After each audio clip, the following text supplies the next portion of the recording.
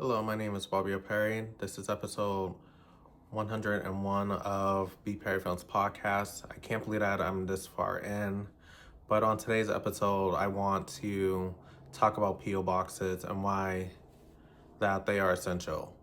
I think for people who want to have another address outside of their home address should invest in a P.O. box, especially if you have a business. It's a great way to separate your business from your personal, or for people that are in new construction buildings or some streets that are still unknown, to send most of their mail over there. I want to say most because some providers don't allow you to use P.O. boxes for addresses and require you to do your home address. So do your research. This is a great opportunity for many of you who are moving or on the go and want access to your mail, and you don't want to get it from home because you might have like a lot of packages and you don't want someone to swipe it, especially around the holidays or any time of the year. Not saying that people don't steal throughout the year, but holidays are definitely one of the most troubled time when people steal the most, especially off the trucks. So in this video, I'll be talking about the United States Postal Service P.O. boxes. I know that UPS has P.O. boxes as well, but just let you know, rates do increase every year. But I believe that they start from $60 to maybe $500 and something for 6 months, and then it just doubles for the year, I believe.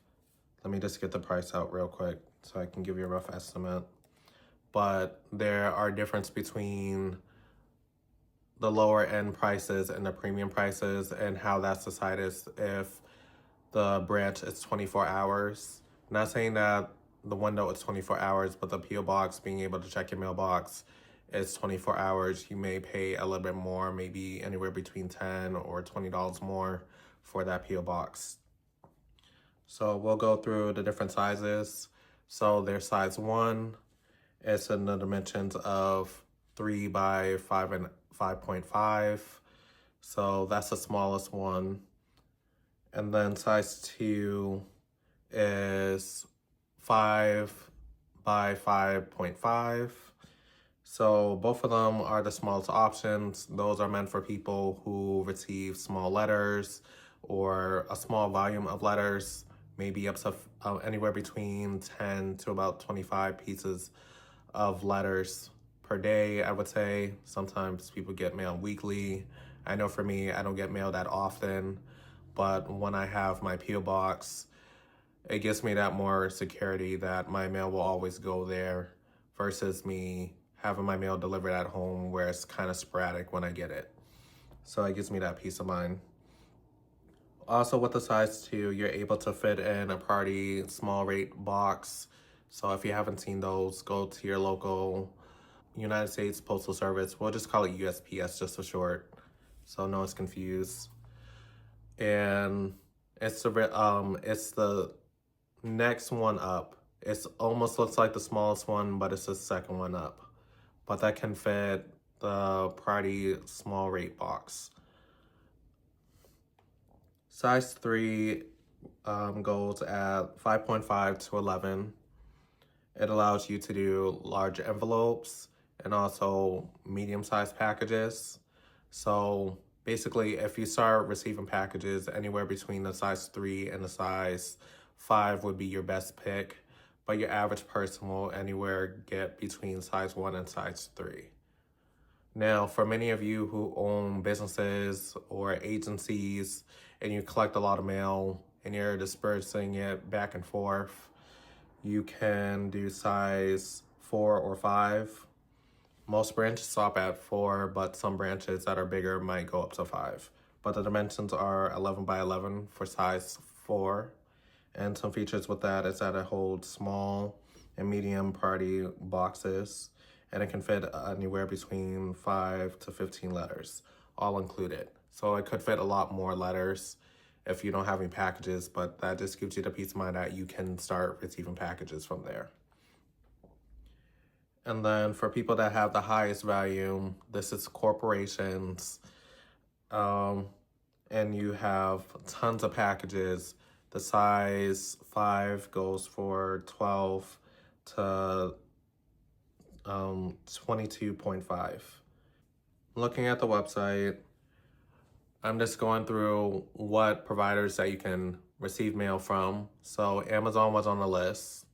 They have a partnership with the post office. So if you notice most of your mail getting shipped a lot faster, especially on the weekend, that's also the post office sending it off, just in case Amazon isn't able to deliver. They had a partnership with FedEx, but you can still receive mail from there. DHL, that's an international mail. There's a few in my area. I just recently found one, but you can receive mail from there. And UPS. So many of you may ask, how do I protect my mail, and how do I know that no one's gonna steal my mail? You're gonna fill out an application like this. It's quick and easy to do. You can get it from your local post office, or you can even sign up online, USPS.com. And you just go through the menus and it says P.O. Box, and you can just register. But basically on here, you're gonna bring in 2 forms of ID, 1 photo and 1 non-photo, and here's the list. You can bring in a driver's license. You can bring in a non-driver's license. So that means at any age, you can get a P.O. Box. You can have either a university, a government, military ID, a corporative ID, a passport card, your immigration card. Those can be used as a photo ID. Now for non-photo, this is just for extra verification. You want to bring in either your current lease, a mortgage, a deed of trust, a voter's or vehicle registration, a home or vehicle insurance policy. And just a side note, they do emphasize right here in the asterisk that your social security card, credit cards, birth certificates are not forms of ID because it does not verify who you are personally. Because anyone can sign up for a credit card and anyone can make up a social security number, you know? And like I said, some of the benefits is that you have that in branch securities. You don't have to worry about anyone stealing your mail because you will get a key, or either at some branches, they have combination locks. So the only people that will have access to that are the people that are registered. So sometimes when you get like your registered or your certified mail, how you have a signature, same thing with that. So on the next page, you're gonna verify, is this for a business or is this for an individual, yourself? And you're gonna include all the names. So if it's for a specific family, you can write the last name, first name, last name, and they'll mark it on there just to verify who you are. You're gonna verify your street address, all that, telephone number, email, put down what size you want. They're gonna verify on this form right here that you have submitted some form of ID and identification. And then you can also set up if you want to do reoccurring payments, which gives you that peace of mind of not having to go to the branch. But just for those who don't want to do reoccurring payment, you can get a letter in your mail. They'll send you, I think, 2 notices right before your bill is due. So the plans go either 3 months, 6 months, or 12 months. So when you first sign up, you'll probably be on a 3-month. And then after that, you have to pick between semi-annual or annual. And you'll choose from there. But yeah, you'll get the 2 notifications, I think a month before it's due, 15 days before it's due, and then one that's urgent saying that your account is about to close. And I believe that they only give you, like say if you're late, they only give you a couple of days before they close your account and change the locks. They move very quickly, so you don't want to avoid it. You want to avoid it closing at any time because it's a process, re-signing it up, and then you end up with a different lock and all that. Let me tell you, P.O. boxes are very popular, and they should be. I'm just trying to make sure I'm not hitting every point that there is. But like I said, most branches have open hours that are open to operation, or some of them have 24 hours. It just depends on how large that the branch is.